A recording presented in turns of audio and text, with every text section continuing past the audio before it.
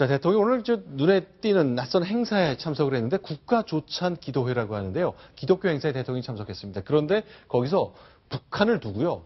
폭정을 멈추라는 표현을 썼습니다. 폭정이란 말이 우리 대통령이 말하는 거는 그야말로 너무 오랜만이어서 언제 있었는지도 기억이 잘 안 나는데 아침 상황 좀 정리 좀 해주세요. 예, 그렇습니다. 오늘 그 조찬 기도회에서 박근혜 대통령이 직접 언급한 내용입니다. 이 폭정이란 단어를 사용을 했는데요. 과거에 북한에 대해서는 미국 정부에서나 한번 나온 적이 있었고요. 네. 우리나라에서는 군사 정권 때나 북한 정권을 향해서 폭정이란 이런 수준의 단어를 사용했었지 문민정부 이후에는 이런 단어를 쓴 적이 없었거든요. 자, 그러니까 부시 행정부, 그러니까 10년 전쯤에 부시 행정부의 대통령이 이제 연두 기자회견을 하면서 국회 연설에서 했었던 내용인데요. 박근혜 대통령이 과연 어떤 표현을 썼을까요? 북한을 폭정으로 묘사한 대통령 얘기 직접 듣겠습니다. 정부는 북한 정권이 무모한 핵개발을 포기하고 북녘 동포들의 자유와 인권을 억압하는 폭정을 중지하도록 전 세계와 협력하여 노력해 나갈 것입니다. 자, 북한 인권법도 막 통과가 됐긴 했습니다만 기독교계 인사들이 많이 있는 곳이라 대체로 그런 얘기를 더 했을 수 있겠군요. 예, 사실 그 부시 대통령도 과거에 보면은 네.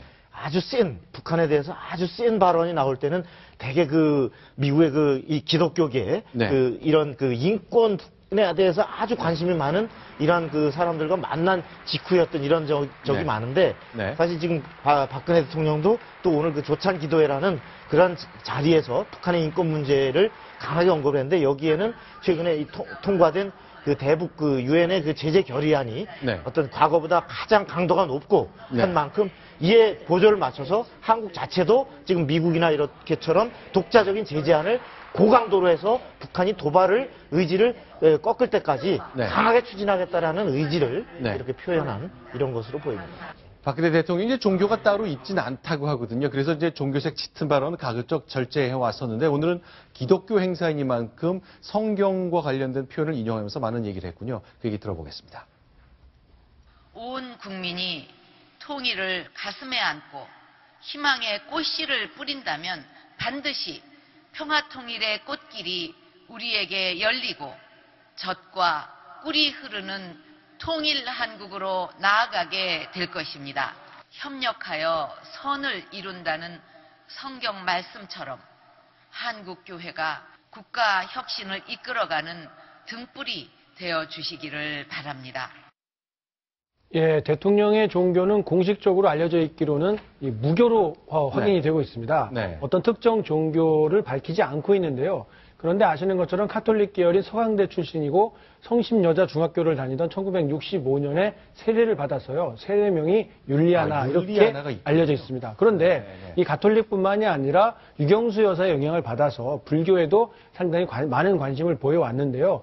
두 개의 법명을 가지고 있습니다. 2000년 조계종에서는 대자행이라는 법명을 받았고요. 네. 2006년에는 대구에서 선덕화라는 법명을 지성스님에게 받은 전력이 있습니다.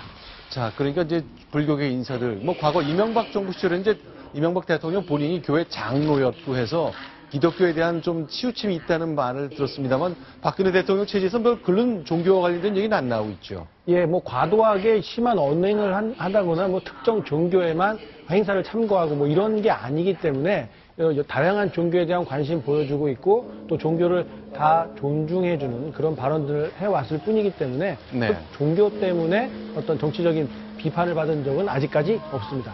네, 이제 국가조찬 기도회라는 게 매년 3월 한 번씩 열리는 건데, 자, 이명박 대통령 때는 좀 저런 상황이 벌어져서 많은 사람들이 궁금해 했었는데, 저 장면 기억하시죠? 네.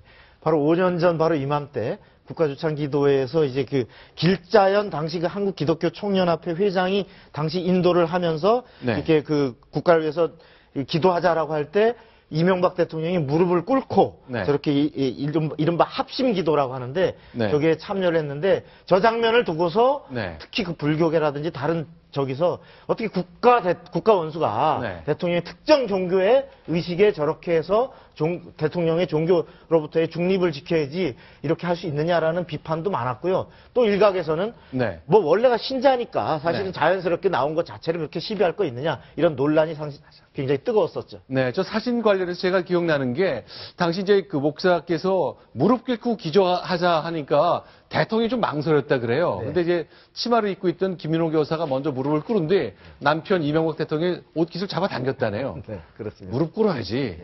라는 뜻으로 해서 저 장면이 나와서 많은 분들이 깜짝 놀랐었던 기억이 납니다. 저 5년 전 장면인데 시간이 흘러서 올해도 대통령이 참석하는 조찬 기도회 열렸습니다.